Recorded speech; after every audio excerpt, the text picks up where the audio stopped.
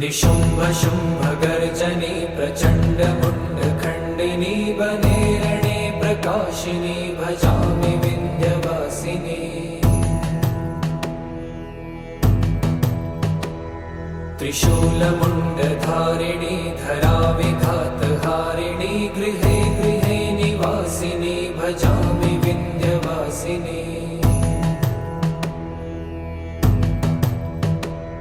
दरिद्र दुःखहारिणी सदा विभूतिकारिणी वियोगशोकहारिणी भजामि विन्ध्यवासिनी। लसत्सुलोललोचनं लतासनं वरप्रदं कपालशूलधारिणी भजामि विन्ध्यवासिनी। कराब्जदानदाधरां शिवा शिवां प्रदायिनी वरावराननां शुभां भजामि विन्ध्यवासिनी।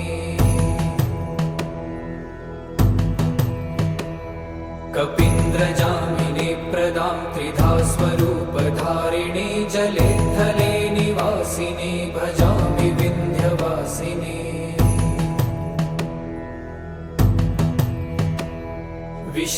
विशिष्टशिष्टकारिणी विशालरूपधारिणी महोदरे विलासिनी भजामि विन्ध्यवासिनी।